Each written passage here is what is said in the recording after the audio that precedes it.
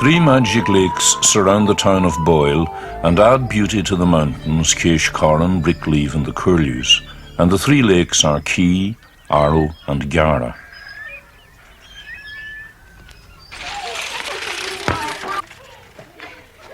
On the shores of Lough Garra, near the town of Ballahadrina, John Surlis has his home and shop. A man now in his 70s and with a long family history to be proud of, and a kindly face, a great love for children in his heart and for his own place and people.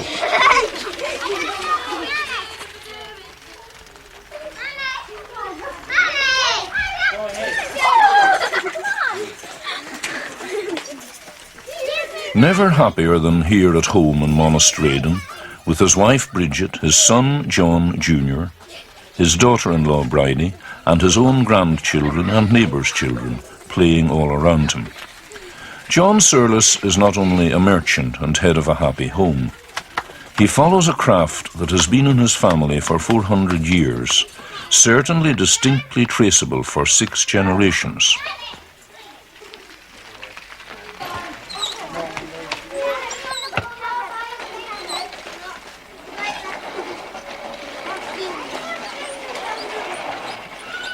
The Surlis men were coopers, a craft that, except in certain specialist places, has almost vanished in our time.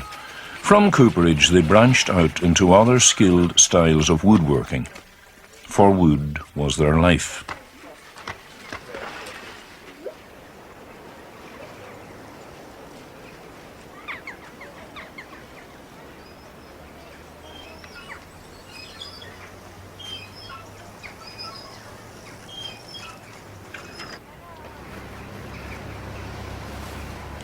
To the woods of the MacDermot of Coolavin, a famous name, a house always hospitable to harpers and poets, to find the raw material for his craft.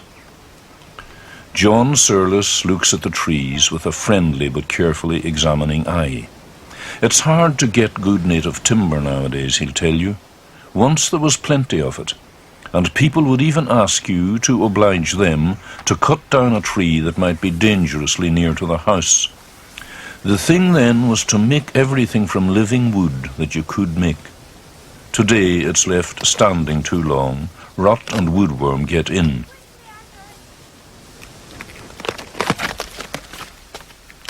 Timber's this way. When you start to cut it, it's the same as yourself, alive and breathing. And when you cut it, it's not dead. It's dead when it just decays like a biscuit. While it's in the house, and no matter what you use it for, it's alive.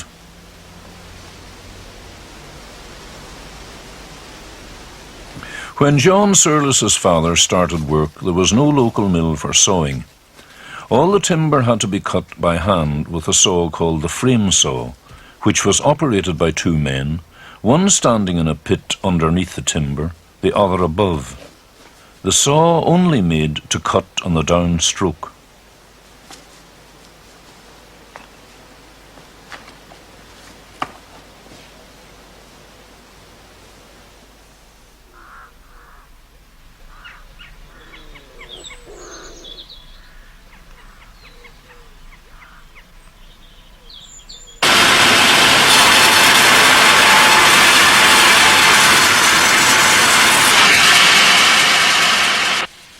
Michael Dwyer and his brother Mark own the sawmill in Boyle. You have a big stock of timber here now. Yes. Would you have a few pieces of timber that would suit me? Oh yes, we have some nice ash. Yeah. Yes, well nice that's what I white wanted, ash, yeah. They'd be suitable now for old turf barrels, some of them with the bends in them, you know what I mean? Wouldn't they? That's Yes. That one now, wouldn't it be suitable yes. for a turf barrel? The legs of the barrows, yes. Yeah. Do you make lorry shafts too? I do, yes. Yeah. Well, some of them top portions I do. Them ones there? Yes. Yeah, I see. Do you make any riddles, Mr. Surlis? No, I didn't make any in a good while. In years? Yeah, in years. Ah, I see. Yeah. Well, there was an old man down the way here that used to make them, you know. Yes, I remember seeing him. He used to specialise in that yes. sort of thing, you know. But this old Gorman, like, I used to hear a way back that he used to cut the log of ash to the length, you know. Yes. And clipped it with a clipper, you know. Yes. And however he used to do it, and he used to cut them out, not to saw them at all, you know. No saw now, no saw. No. That's the way he used to do it, you know. All from October came, he was getting them ready for November for the oats, for riddling the oats. Yes. Well, I'm too old now for beetling the timber for to take the stripes off for making the riddle. Oh, I see. You see, you lifted it up with a chisel, and you pulled the strip the whole length. I see. And there was no planing, no more, only put the bottom in the riddle. When Peter the Great began to build ships, there were few sawmills in Russia. But the shipwrights, men from the forests, had great skill with the axe. Using an adze for blocking, John Surlis will say, before there was ever a saw or a mill, that's how it was done. 66 years ago, he says, the circular saw, working on water power, came to boil.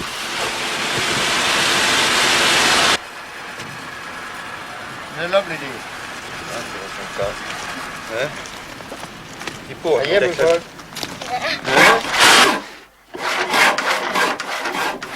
The three-legged stool will sit on high ground or low ground, and at the milking could be mighty helpful if the cow turned frisky. That was before the milking machine. The machine needs no stool. But this four-legged stool, a local Sligo style for the hearth or for the milking, seems to be a great favourite, as it takes shape under his hands.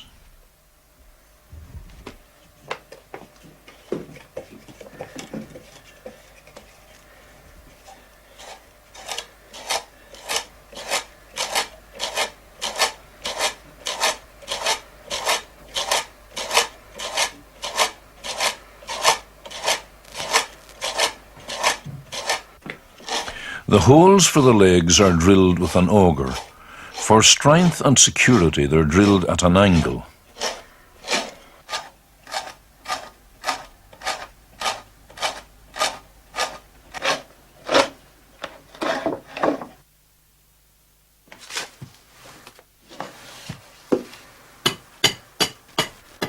The seat is trimmed with a hand axe or hatchet, and now you can see with what skill Peter the Great's men in their time, and many other men since time began, trimmed wood. From Battlebridge on the Upper Shannon, close to Leitrim village, and the last remnants of the fortress of O'Rourke of Breffni, the grandfather of John Surlis moved, and married in Cluanloo, a mile from Drumboylan Church. He had 3 sons and 3 daughters. Another brother came with him. They brought their craft and their style with them. Here comes the most interesting animal I've encountered in a long time. Last seen by me in the workshop of Joe McLaughlin, the last craftsman cooper in Omagh town. It's the cooper's grey mare. Known by that name, John Surlis says, and in several languages, of course all over Europe. That vice is as old as the Middle Ages. In comfort and control, the craftsman sits and plies his spokeshave. My father married, John says, when he was 20 and eventually came to live at Fallings, not far from Ballahadreen. When he was 14, John took the place of his elder brother Bill, who had gone to the United States of America, and went, you might say, to the woods to follow the ancestral craft. John himself had 2 sons and 3 daughters, and now has 18 grandchildren, his great pride, for he delights to be among children. His own family, as he puts it, spread out to make a living. He himself was 8 years in the States, from 1925 to 33. managed a store for a Clareman who was in a big way of business in chain stores, a fleet of trucks, a racetrack at Tarrytown on the Hudson, and more besides, but who went bust. The years are significant. The Depression was there.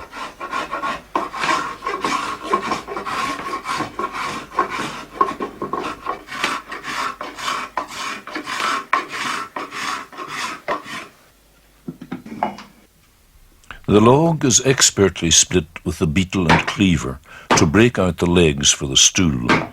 That is why John likes ash, for it splits cleanly and evenly.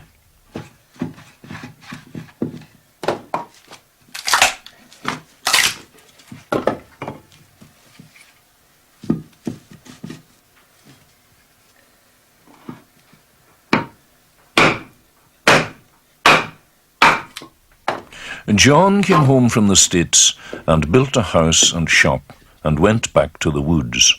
But the chief reason for his coming home, and he tells it with laughter in his voice, was because of a lady who was a school teacher in the famous school at Tony Brack. The school that Mr. James Dillon described, and he wasn't slighting it, as the Bog College. To Tony Brack, scholars came from far and near and stayed in the houses with the local people. It was as famous as the schools of Munster in the days of William Carleton's Poor Scholar.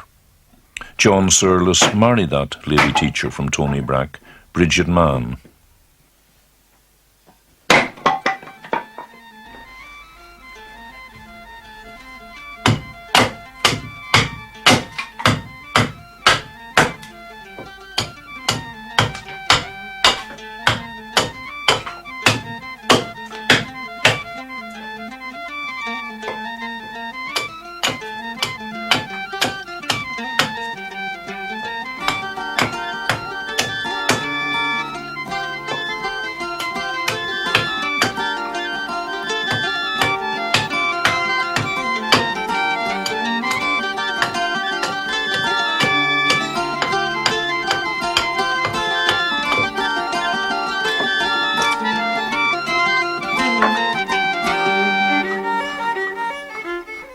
The legs are finished with a draw knife.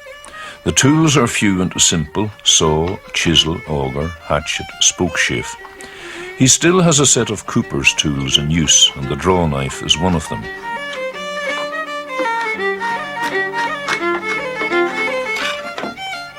The diameter is checked with a wooden gauge, but he says easily that his work in wood is now for him more of a hobby than anything else. Green timber is easier to work and is handy for pig troughs, harrows and handles, but the superior work is done from well-seasoned timber, and proper seasoning is a lengthy and all-important work. The legs are fitted in and hammered home.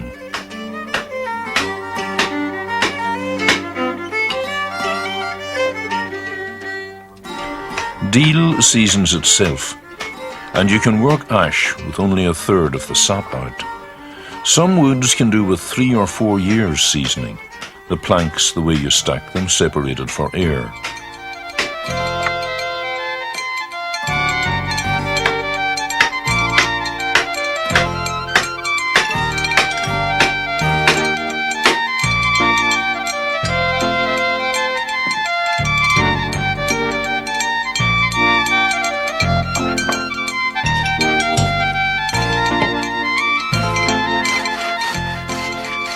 The waste ends are sawn off.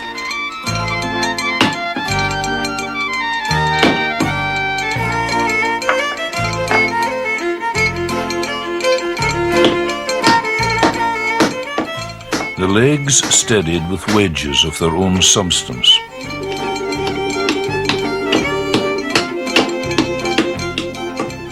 Not a nail anywhere to be seen.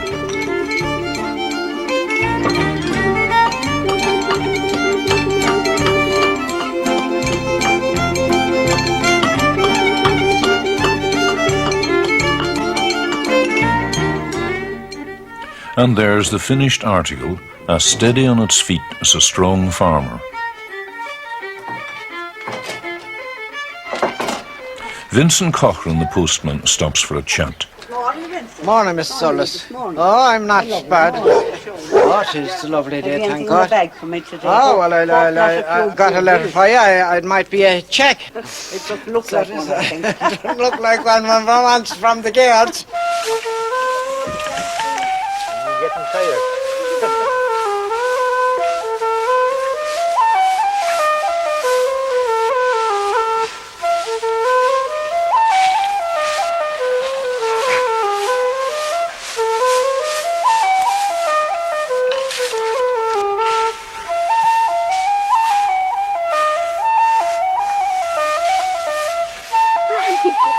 Brad is warm.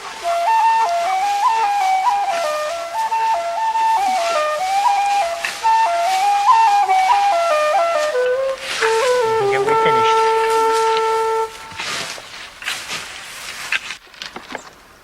It's young Declan's job to feed the chickens.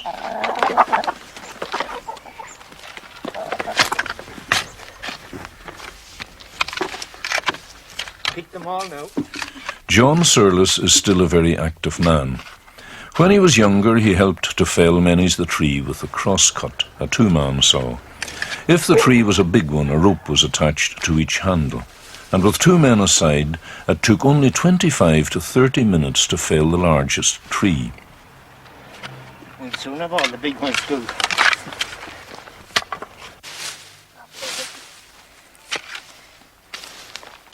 You can leave them on the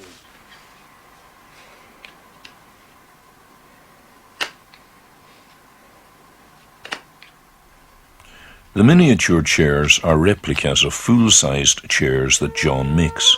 His fingers are never idle, as handy with the penknife as the spokeshave.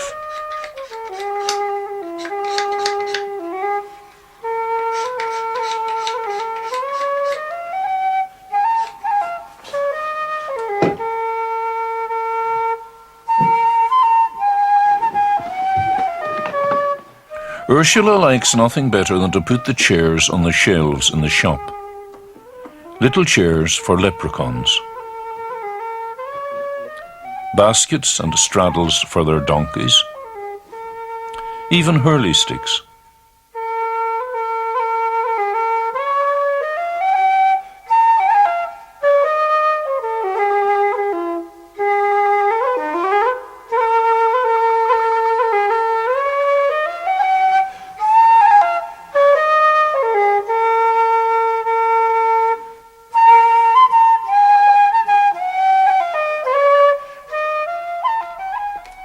And Terry Madden drops in. Fine. That's a nice evening. It was wonderful. Great. Wonderful day. It was a good day. Fine. You got all your here today? Finished. Yeah. Got finished, and I got the turf done as well. Very good. So I'm flying now. Yeah. No problem. You can sit down now I for the can sit winter. down for the winter, is right. But I'm going to do a little bit of mowing, so Oh, I yes. want to buy a grass board off you anyway. Yeah, very good. A good one, not that'll last. That's the best one. Good we did it. And I want to pick one of those as well. Yeah. Try Yeah, them go out. ahead. You pick one for me because When you trust me. might as well trust you. I trust you up to now, so. Well, that's the best one now. And when you're picking a rod again, always pick the heavy one. And you're getting the first length of what they call the butt of the tree. Fine, that's grand. And no matter what handle you buy, always get weight in it. Same thing. Yeah, same thing. That won't break anyway. No. That looks a perfect. That's not a branch. That's not a branch. It's a good one. That is. Yeah. That's grand. And I'll have some sugar as well, off it, Yeah, please. very good. You have a sweet tooth. I have a sweet tooth. It's not great for the weight, but however, I'm still going to have it anyway. And you could give me 20 major as well, please. Very good. To soothe the nerve. That's good for the nerves. You can charge those up for me. Very good. That's fine. Yeah. When my grandfather came from Leitrim, John Surlis will tell you, the chair got its name. He brought a traditional local style with him from one county to another, at a time when every townland had its own fashion, away before standardization and mass production. He's talking of the Leitrim Chair, the product of his craft that has brought him international fame and brought specimens of his work to the National Museum. He shapes the seat with the hand axe.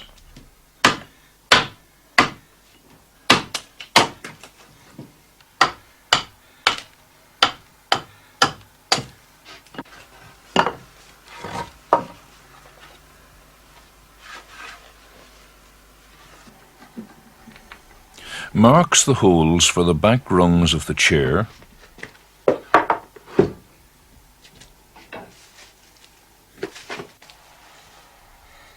drills with the auger,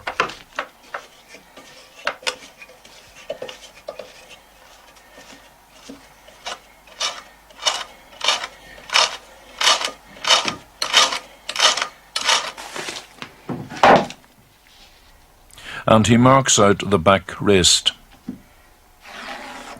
With this chair, John Surlis captured in Canada a most prestigious international award, the World's Craft Council Award, at an exhibition held in Toronto in 1974, among 500 exhibits and exhibitors from 57 countries. Dr. Muriel Gann of the Craft Council of Ireland was responsible for encouraging him to enter the competition. According to John, anything that had been done for craft, it was Miss Gann did it, and she did everything she could. And quietly proud of his own achievement and of the tradition behind it, he'll say, like a true artist, anything I'd make would be better the next time, and I suppose that's how I got the prize. Now, turn it this way. Rub it light now. He works with his grandson Kieran, who possesses a little Cooper's grey mare, all on his own. Kieran, he feels, may follow him in the craft. Like green fingers, these skills and interests can, people say, jump a generation. Are you going to the bog again today? I don't think so. You're not going? You must work too hard yesterday. Did you? Yeah. And was the bank high? Bit. And is the bog dry now?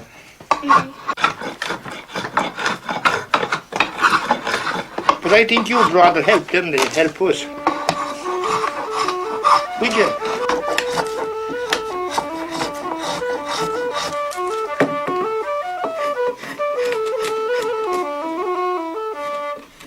When he learned the craft, the firkins were still being made for the transport and export of butter. Fine oak firkins hooped with wood of a lesser breed, £56 to the firkin, and the dealer used to test the butter with an instrument that went right to the bottom. A firkin, when you can find one, is now an antique. American oak came in baulks, 5 feet long, easy to split, a straight grain using mallet and cleaver, simpler than a saw. Hoop iron came from Belgium to make hoops for the churns, but hoops could also be made from sally rods. Good oak gave no tack, no unwanted flavour to the butter. He made horse and donkey harrows, 5 baulks and 5 holes in each baulk, 25 iron pins, and all the drilling that required, and the bar and swingle. His father and himself could make 3 or 4 in a day. They made their last one about 1940.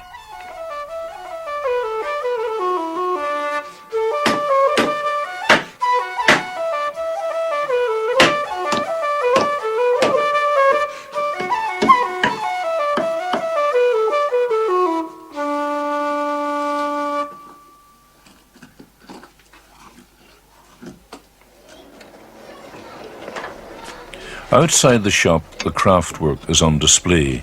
Ladders and hay ropes, loy shafts and pig troughs.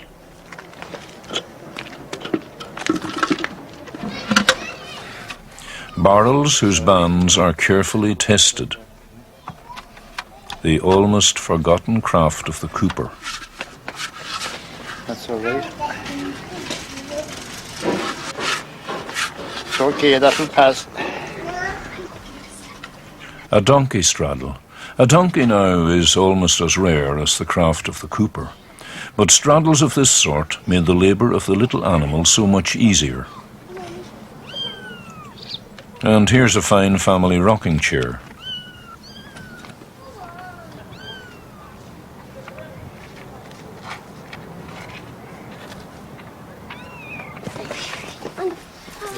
A genuine dog cart, if ever there was such a thing.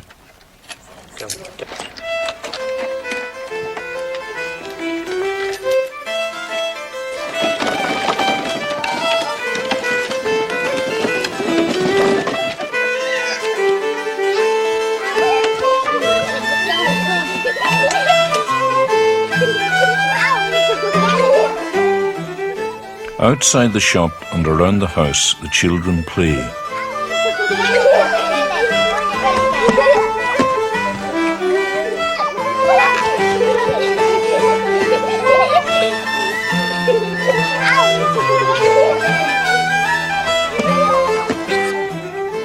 By the shore of one of the 3 beautiful lakes of Boyle, the heart and head and hands of a dedicated craftsman have created a miniature wonderland for the children. Such were the joys when we all girls and boys in the springtime were seen on the echoing green.